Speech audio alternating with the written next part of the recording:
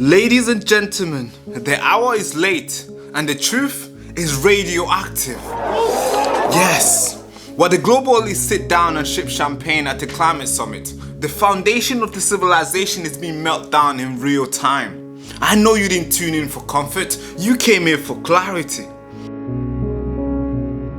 And today we're going to tear back the curtains on the lies that has been fed to you since birth.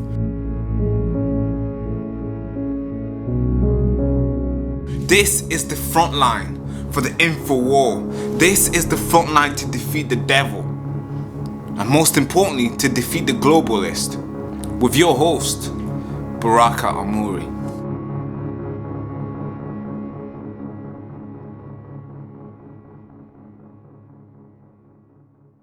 I have so much to say about this story. I don't know how to I need to tread very careful with it, because I know the amount of stories that we've done reporting on what's got, the crimes like this that are reported on in the UK. And every single time they get taken down, usually because YouTube says, hey, this is, the language was too bad. Duh, it's a bad story. What do you want me to do? Use a soft language? Sanitize it, make it make it good, make it sound okay. There's no way you can make these stories sound okay. A lot of these videos have been taken down. Yeah, bad language. Oh, sensitive.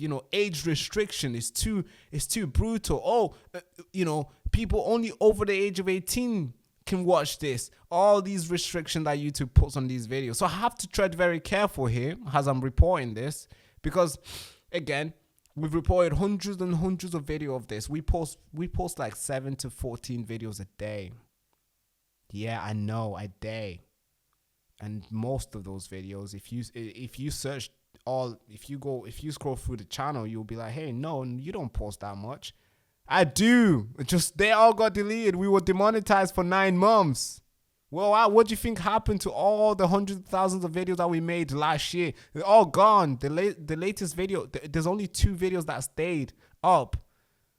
That we posted last year. Every other video is gone. So I really do have to tread very careful here. But hey, I can't stop myself. I get too passionate because these stories are affecting young people. People itself, yeah. So of course, I can't be a robot here. I'm not reading a teleprompter. I got my heart in my chest. So of course I'm gonna get passionate, especially reading a story of a young schoolgirl's life being ruined by 2 predators, and the fact that a big brother is the one who orchestrated this, bringing in the small little brother to get involved. Man, that's even worse. It's like, what? Yeah, I got so much stuff to say about this. So, oh God. Okay, let's go to it. Now, a 12-year-old girl said 2 evil brothers snatched her innocence when they raped her and made her pregnant despite knowingly having HIV. Now, the guy on the left, his name is Patrick Leonard. He's the guy who was HIV positive, and we got Lina Kiswa. I think that's how you say his name. He's the little brother here. They've been jailed. They were sentenced. I'm going to read it all today. So Patrick, this guy, Patrick Leonard, 23-year-old, and this other kid, 19-year-old, Lenny. So I think that's how you pronounce his name. He's 19-year-old. Both were convicted of raping a child by a jury at Bradford Crown Court. The wicked brother was slammed as, I quote, remarkably reckless, while they were convicted of sexually assaulting a schoolgirl for their sexual gratification. The victim, who cannot be named due to legal reasons, so you can tell she's still a child. Oh man. Shared her narrowing account of the abusing in court. So she was in court testifying. In a recording of a brave girl's victim impact statement played to the court by prosecutor Chloe Hudson, She told how vicious the brothers had been, snatched her innocence away. Oh God, how vicious they were when they snatched her innocence away, and told the pair that they should be ashamed of themselves.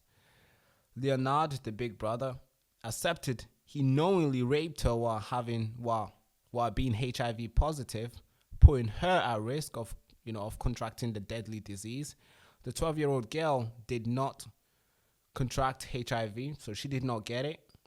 The court heard that the schoolgirl later gave birth to a child which has been proven to have his DNA, which has been proven to be his by his DNA test, reports from Yorkshire Live. So she gave birth, the 12-year-old girl. She went on and gave birth because she got pregnant by the big brother. And she gave birth. Again, we carry on reading here. The evil brother were found guilty for the horrific crime by a jury. During their sentence hearing, they appeared on separate video link from custody. Yeah, there's so much thing to unpack here already. There's so much to unpack here. So much. Freaking so much to unpack. I don't know, my hand is freaking shaking. So I gotta hold my hand together. So, Big Brother orchestrated this. Very abusive. Got the little brother involved. He was HIV positive. A 12-year-old girl gets his little brother involved. I mean, just to think of it, it's like, what the fuck? How? How do you call yourself a big brother? This is okay. All right. Okay, let's carry on. Sorry guys, let's carry on. We're gonna break. I'm gonna break it down more later on, but let's carry on. There's so much shit to say. Like, there's so much fucking shit to say. But again, I have to tread very careful here, as a lot of these videos get deleted, and we do not want to report for it to be deleted. We want it to report so the nation gets to know. As it says here, the nation needs to know. That's the whole point.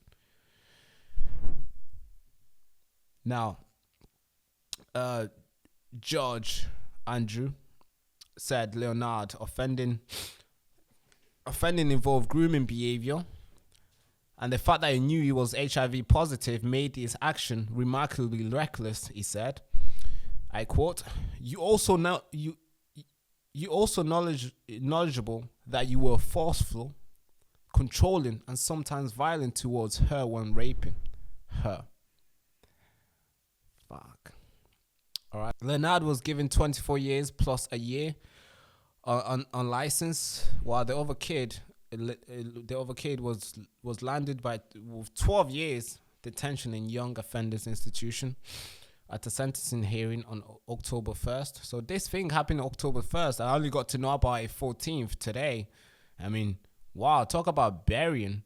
I later looked at BBC. I was thinking, hey, did BBC report this thing? I went on, and yes, they did report it, but it was like 2 lines, literally 2 lines. That's how BBC reported it. Like, no, there was not any sort of like, I have to give credit to the Mirrors, because this is the only article that is full on, like, big length article about this thing. BBC reported 3 lines, title, and 1 little paragraph, and that's it. And no pictures as well, so it's like, whoa.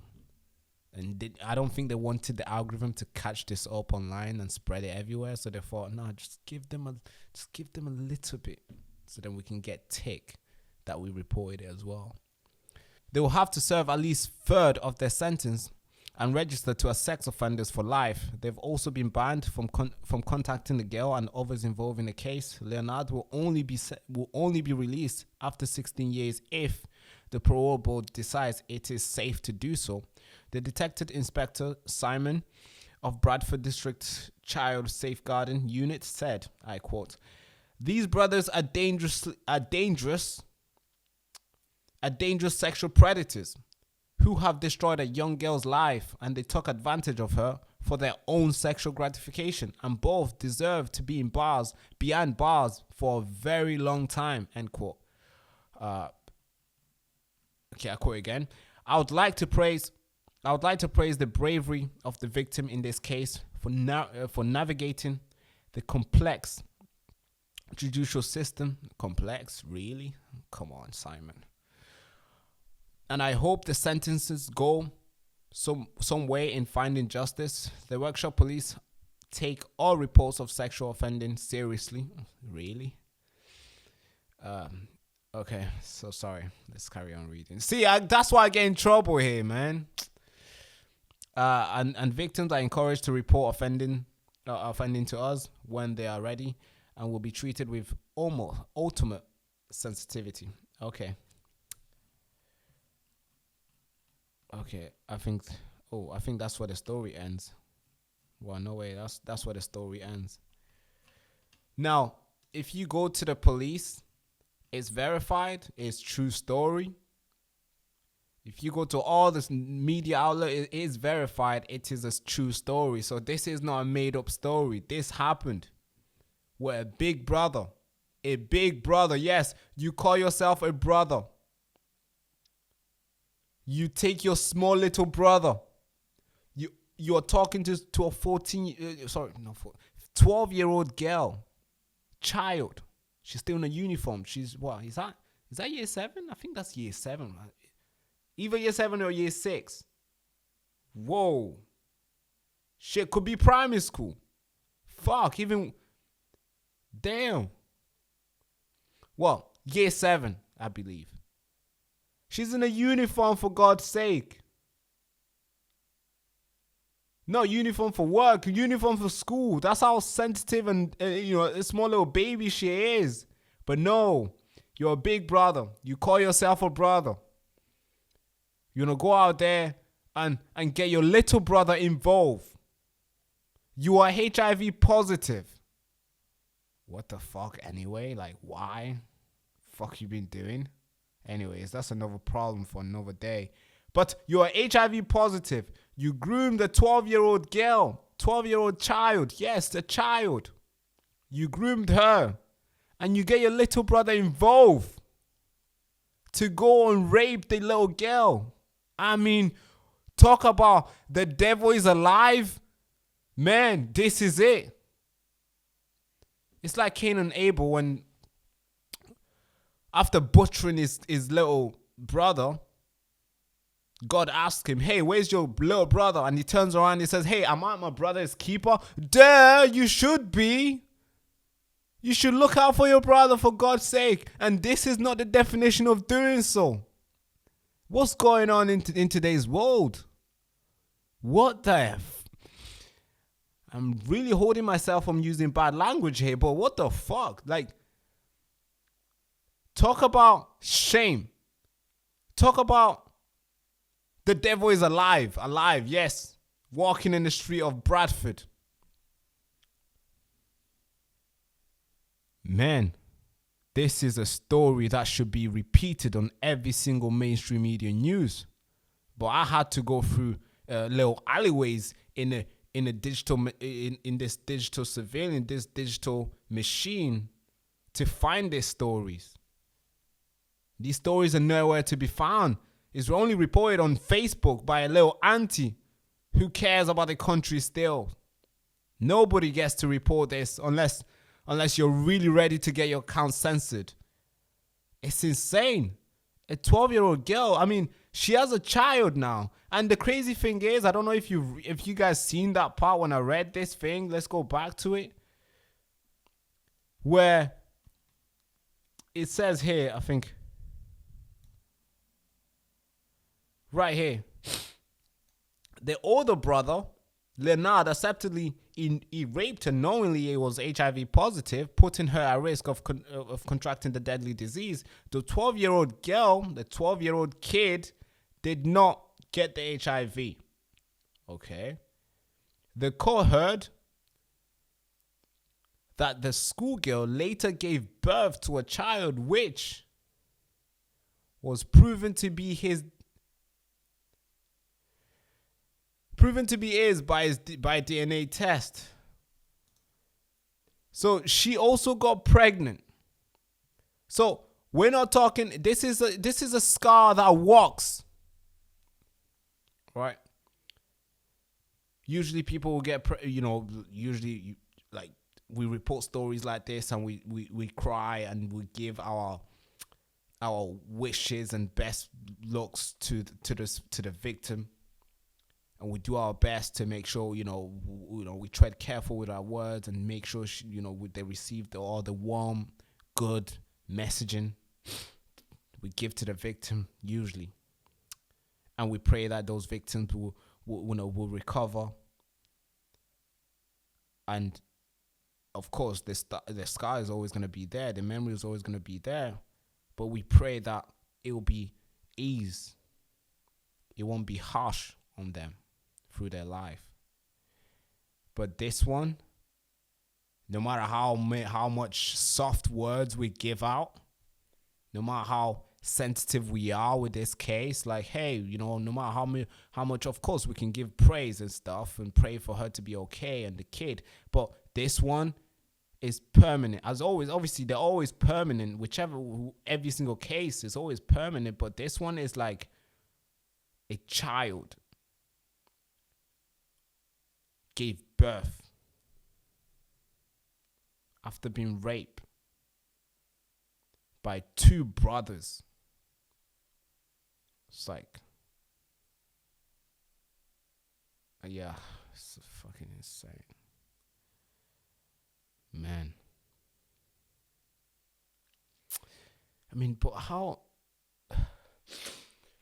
So, okay, quick story here. I was talking to my team, right? He's the one that found this story. I have to give him credit.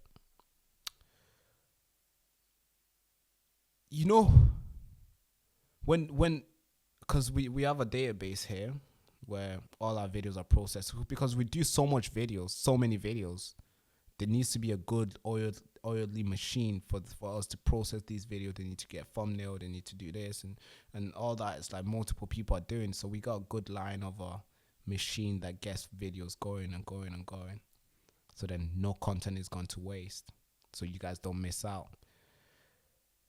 When I wake up 7 o'clock, I'm filming videos, and then I see what the team has allocated, like this thumbnail, title, everything ready. I just need to go and give my take and report it to you guys, and also do some other researching to add on to it. When they put up stories like this, I read the title, I read the description. I always ask them, like, I have a little conversation with them, like, yo, what the fuck? Like, that is a story? Like, that is true, verified, heavy, to like ready to go? I mean, how could somebody, especially with this one, how can somebody take the little brother and think it's okay to go and do something like this to somebody's daughter, somebody's sister, somebody's niece, and think, yeah, it's fine? I mean, how? That's the question I always have in my head. How? Like, what kind of devil that enters in your mind to think like, yeah, this is okay to be done? Like, how? And as you can see here, George Andrew said that this guy was offending, the offenders here, they were very involved in grooming behavior. They had this grooming behavior, very manipulative, very forceful and controlling. And sometimes, I quote, sometimes violent towards her while raping her. So that's giving me an impression that this was happened for very long. Until the girl came out and gave out the story. man, I don't know. If you got a son, a daughter, I don't know, invite God in your house. You need to pray for this sort of evil stuff to not come to your house. You got to pray for it. You got to pray for this stuff to get out. I mean, this is insane. There's so much bullet points I want to hit here. There's so much things to talk about this story. It's just, this deserves a 1-hour broadcast. Hope I had that much time. I think maybe I can squeeze that much time for this story. You know, you figure, you know, this is episode 12, to be fair.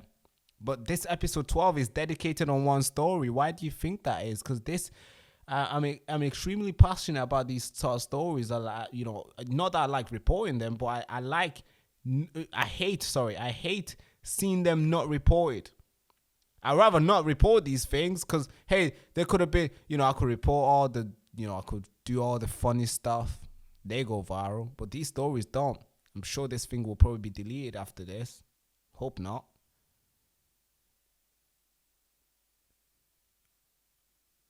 Okay, guys, let's see what you guys are saying. Let me see the chat.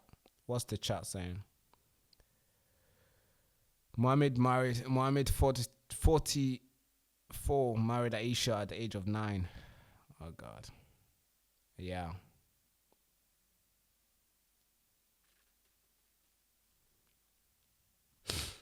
Yeah, I know. So many messages have been deleted here. We can tell. I know you guys are probably feeling the same way. And of course, YouTube won't allow you guys to express it how you guys feel.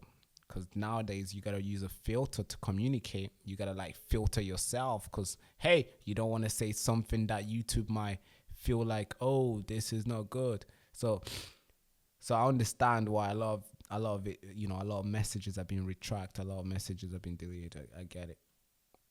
This is absolutely disgusting. Bless this young girl. Yeah, exactly. Bradford is UK's Chanombi. I don't know how you say that. Don't go anywhere near. Yeah, me too. Yeah, I won't go Bradford, definitely. Never been. I've only been to Bradford like 2 times in my life. There's nothing there that's just asking me to go. Especially now. Nothing. This is a big brother. Imagine. You call yourself a big brother. Shame. Shame on you. And even the little brother as well. Shame on you, bro. Shame on you. So all these guys have been sentenced. The small little guy, the small brother, has been sentenced for 12 years.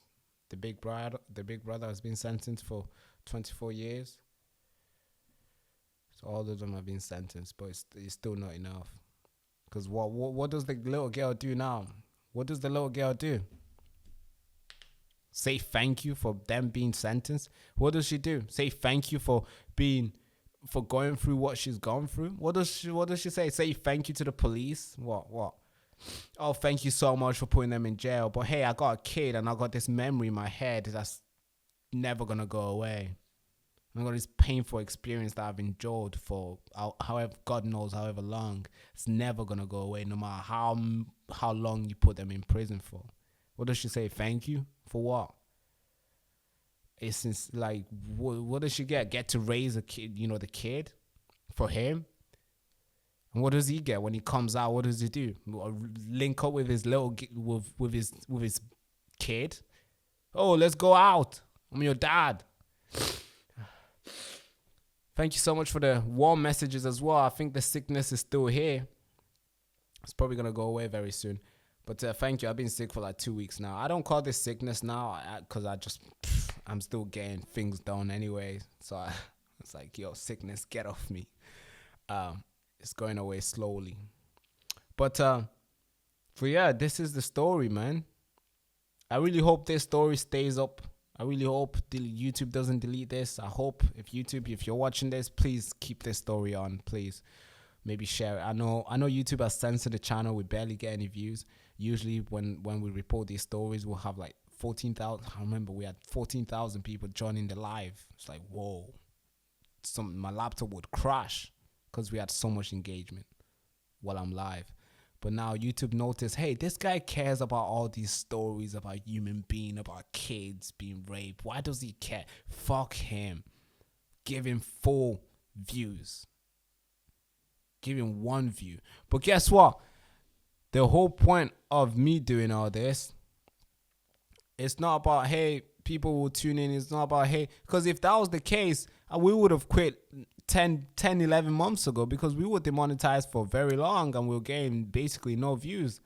But we still kept on going, making no money, but still kept on going, still getting 9 videos out a day. So that's, you could tell the views is not what I'm solving for. What I'm solving for is getting the video out. That's it. The goal when we wake up, the goal when the work starts is just to film the video. That's it. Everything else, you know, the algorithm will take care. God will take care of it. The donation, whatever, yeah, God will take care of it. The goal is just to get the video out. Shit, just click something. Get the video out. That's always been the goal. The goal is to work. The goal is to make sure the nation gets to know the stories that I think are important. Like, this story is important. This story should be everywhere. It will get fathers vigilant for their daughters.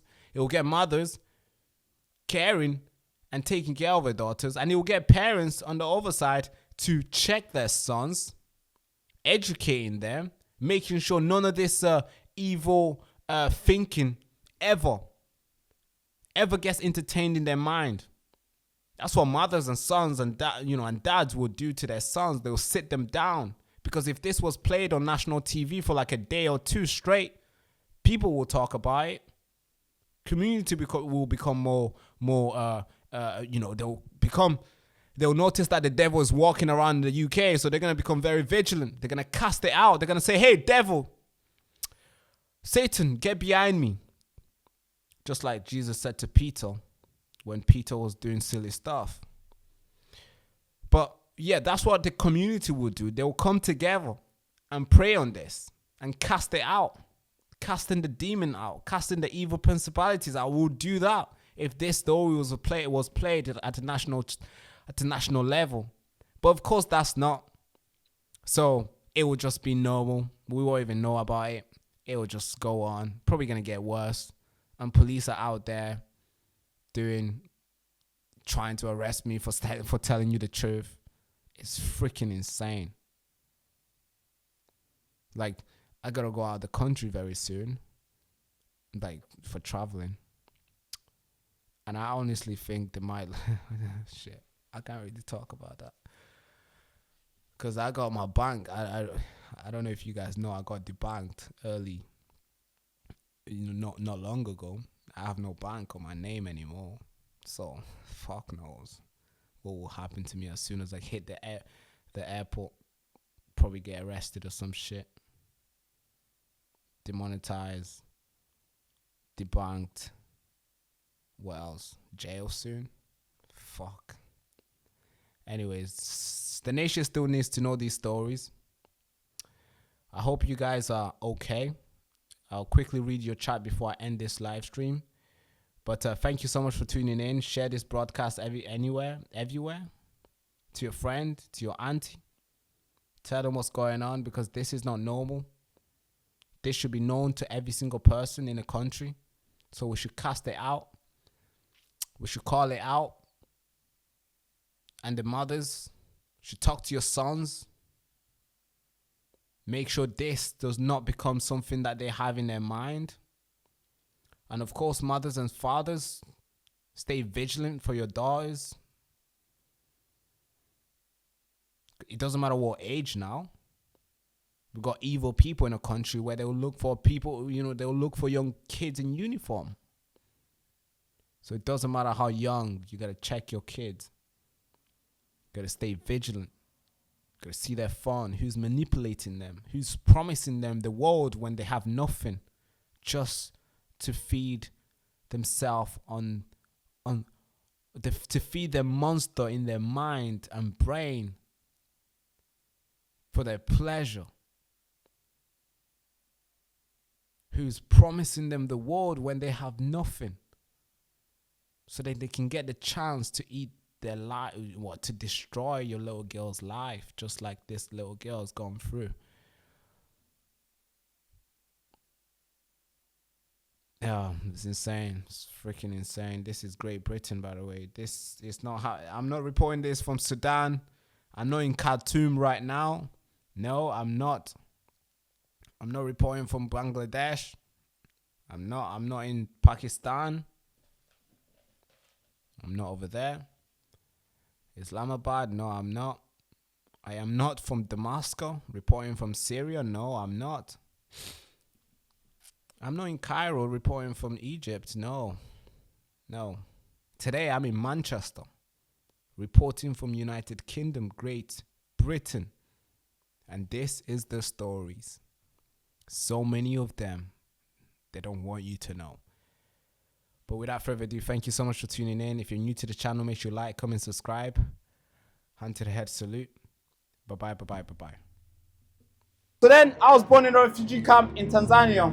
At the time, there's so many people ran there. A lot of people were going there, real refugees, after being butchered from the civil war that erupted in Congo. My parents applied for asylum to all the countries. They waited. Now, then I was born in that camp, the same camp. I'm talking tents. I was born there. Now, we're waiting and waiting. For 14 years, we were waiting. Now, of course, these guys could choose to wait as well, but these guys hijacked that and they come in the country illegally.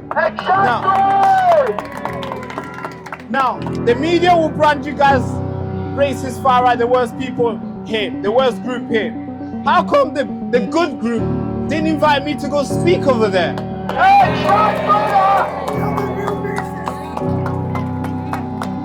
So I call this the greatest awakening because all the way from over there, there's hundreds of people turning up. It's a Saturday, for God's sake. They could easily go around and watch football and have fun, go on a date, do all the lovely stuff they could do. But instead, they want to stand here, rain or not. They're ready to send the message. And I believe the message will be received today. Thank you so much.